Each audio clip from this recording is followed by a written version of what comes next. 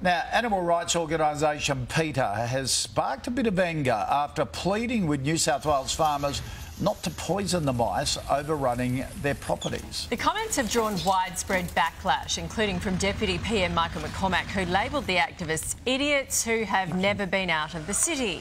Well, for more, we're joined by PETA spokesperson Alicia Naxakis.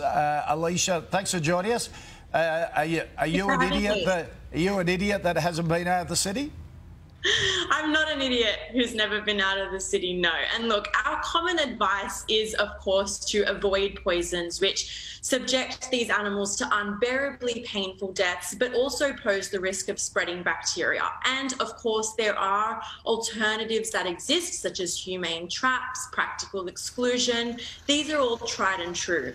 However, this situation has become quite dire, and while there are answers to the overpopulation of mice, they're not quick fixes. Yeah, so one of your bigger suggestions, I understand, is catch and release. Is that right?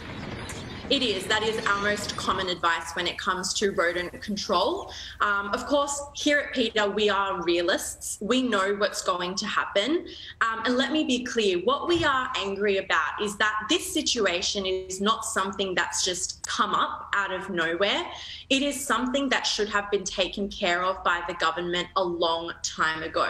Humane controls like humane trapping and birth control should have been put in place months ago. In fact, ages ago by the government in order to keep this situation under control. And what we're truly angry about is that now these mice are going to be suffering unimaginably painful deaths. They're going to be choking, gasping for air, bleeding internally, and if they're lucky, this will last hours. It could actually take days for them to die a painful and slow death. Yeah, but for the people in those towns and communities, they're more important than these mice, and the devastation it's causing these towns, financial devastation, mental health issues, putting them under so much stress, they come before the mice, don't they?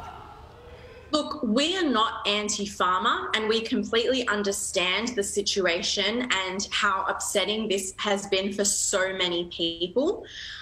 If a lethal response to this situation is deemed necessary, then obviously we, as an animal rights organisation, cannot be the ones to sign off on that. And we really hope that those who do will insist on methods that are not going to cause immense suffering to any animal, be they mice or the other small species who could be impacted by secondary poisoning. Okay. And definitely I want to touch on the point of mice being less important than humans. I think that's definitely speciesism, which is something that we at PETA are strongly opposed to. It's a worldview that puts humans above any other animal.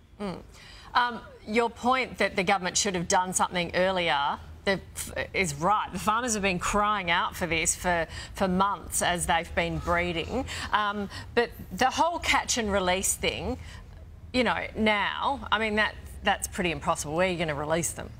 Exactly. It's definitely not a suitable solution in this situation. It is our common advice when we are speaking about rodent control. Look, we know what's going to happen. We understand what's going to have to take place in order to resolve this issue, and we're not happy about it because, as you said, this is something that should have been taken care of sooner. And had the government implemented humane practices that PETA is always talking about, then we may not have found ourselves in this situation now where people are suffering, mice will continue to suffer, and other animals will suffer. All right, Alicia, appreciate your time. Thank you for joining us. Thank you for having me, guys. Good morning.